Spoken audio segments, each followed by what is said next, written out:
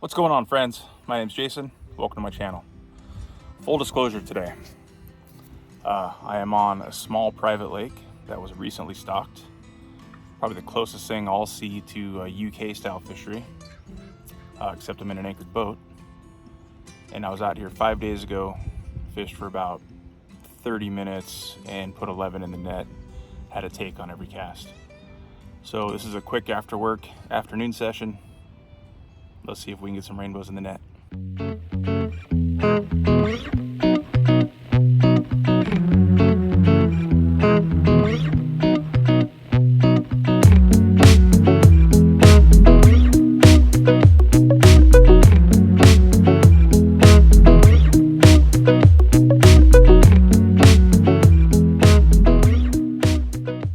All right, so what we've got here today, 9-foot 5-weight. Same one I was fishing with in the last video. Same Rio Stillwater fly line and a 5-weight slip bobber and a leader to get me down to the bottom. And I fished this lake a few days ago and absolutely slayed. I had takes on every cast, 15 casts, caught 11 fish. Big one broke me off. I probably should get my 7-weight set up, but I'm a little bit too lazy for that and I'm on a little bit of a time crunch, so we're gonna stick with what's already put together. Oh, there's a bite already. There we go. That's why I'm here today.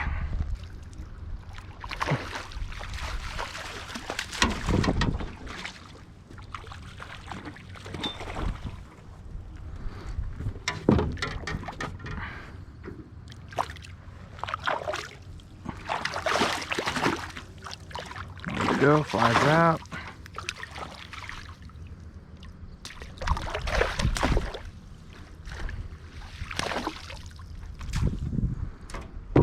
Feisty. Do a little real-time filmmaking here and see if we can make this work out.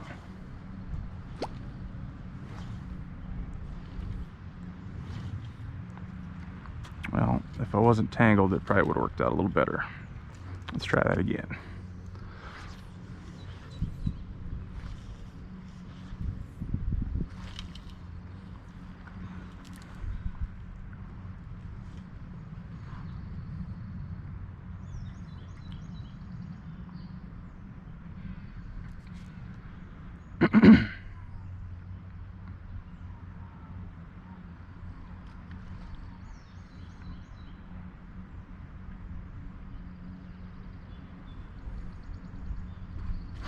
There we go.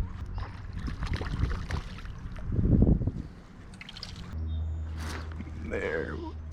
Oh boy, he's not happy. Oh, well, got the best of me on that one.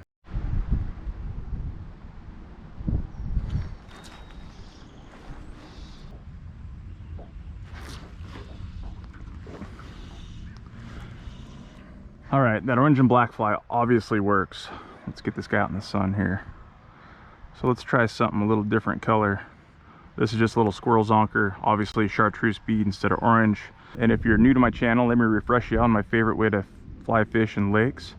So I've got a tippet, 4X in this case, to a very small swivel, to a 3X leader, which I've lengthened by about 3 feet. This is a Rio indicator leader. Come right up to where that color change happens in the leader and set my quick release indicator. And then a floating line that's capable of turning over that long leader indicator and weighted fly. Simple, deadly effective way to fish in lakes.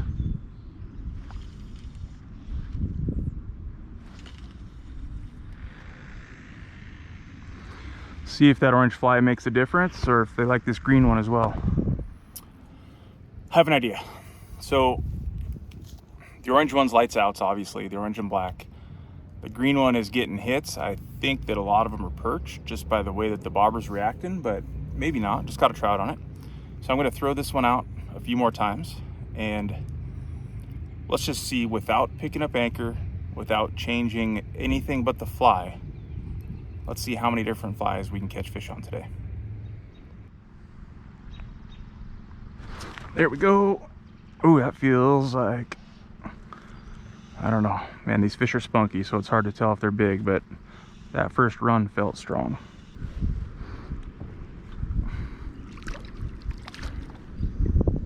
Tell you what, for being hatchery fish, these guys are feisty.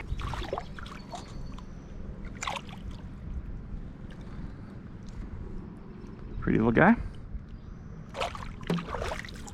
All right, time for a new fly. What do you say? Let's make that the rule. Got to catch 2 fish on a fly before we can take it off.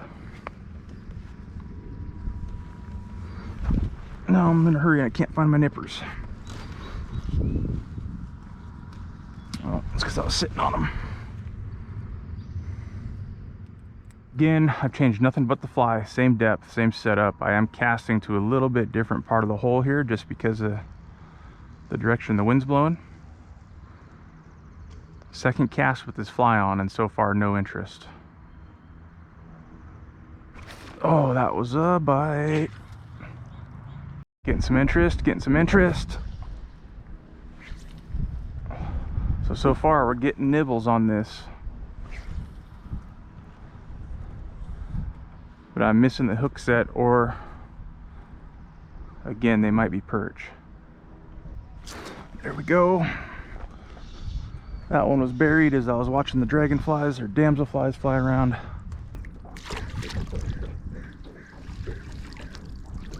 There he goes. So that's one on this damselfly looking leech.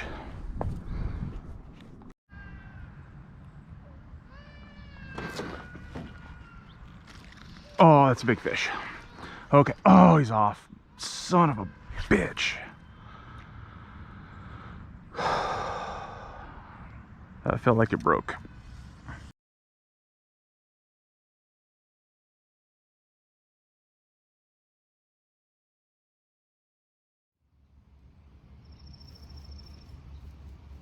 That was a good fish. I tell you what. So my game, my rules, we're gonna call that 2 fish on that fly. That was a little damselly colored leech. Let's try red. This fly has worked really well for me all spring. Up to the plate. This little red UV straggle. Super simple, super easy to tie, and has been very effective for me all spring. Alrighty, the wind's at my back again, so I got a fairly decent cat. Again, you don't have to, oh, I missed that one because I was yakking at you guys instead of paying attention. I got the wind at my back now, so I can get a fairly decent cast out there a little ways. Now, fishing this method, a long cast is not important at all. It's really not. But I'm trying to get a little bit further out there just because of the number of fish and number of casts I've made. Right in this same area. I mean, you gotta think at some point these fish gotta start spooking a little bit, but maybe not, because I'm fishing, you know, 11, 12 feet deep and 14 feet of water, so maybe they're just down there and don't care. There it is. So again, I don't remember if I said this already. I'll remember back when editing. There you go. See you later. I am maybe horsing these guys a little bit to get them into the net, but that's because the water's already getting warm. It's only early June, but the water's already getting warm for these fish. This is not a very deep lake. It's only about 18 feet deep at the deepest point, and water's already getting to the point where I'm getting a little concerned about stressing these fish out, so I just want to get them in, get them unhooked, get them back in the water.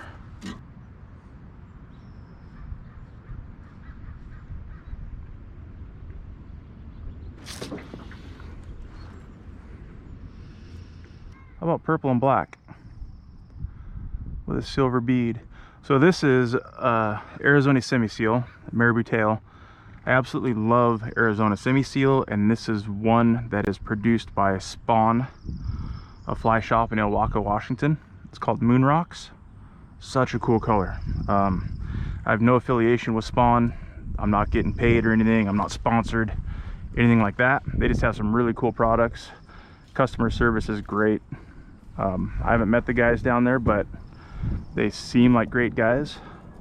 It's one of those shops that every time I make an order and it comes in the mail, there's a handwritten note thanking me for the order and thanking me for the support. So I love that kind of stuff.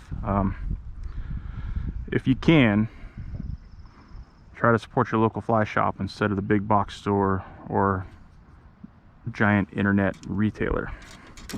This ripple on the water right now is absolutely perfect. Let's see how much trout hate purple. I've said all for years that trout hate purple. That's why back in the day, my favorite power bait, I don't remember the name of it, but it was that purple with the black sparkle in it. Stuff was deadly. There we go. All that thrashing around and he hooked himself in the tail. I'm on fly number 1, 2, 3, 4, 5 right now. I've only caught 1 fish on the purple and black. Caught 6 on the black with the orange bead. Caught 2 on the other 3. I think I'm proving my point, and I'll tell you what that point is at the end of the video. Every fly I've used in this video so far, I've tied myself. If you want to see a tying tutorial on how to tie these flies, they're all very simple, very easy. Beginners can definitely do it. There are a couple of, I suppose, specialty materials, but nothing crazy, nothing super expensive. If you'd like to see me tie these flies, let me know in the comments below which ones, and I'll film a tying tutorial for you.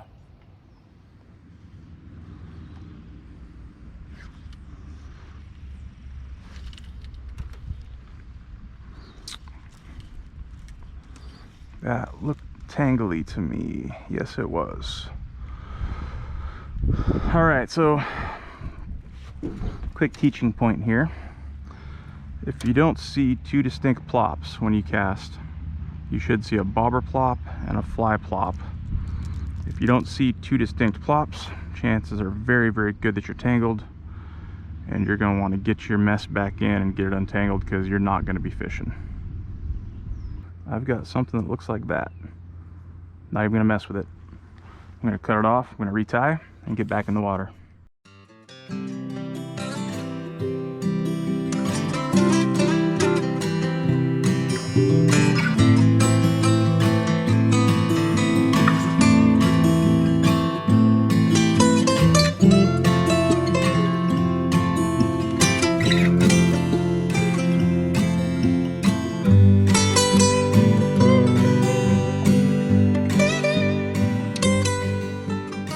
Alright, I got sidetracked on a phone call with a buddy. So let's try something completely different here.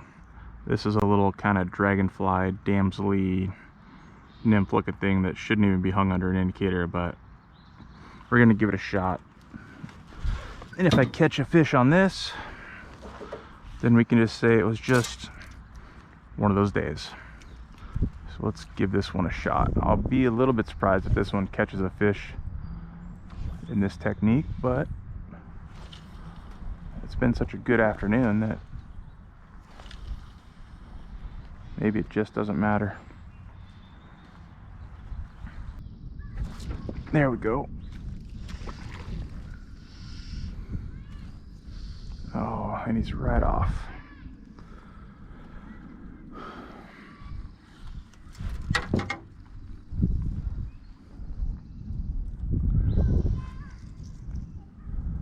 We're gonna end it at that.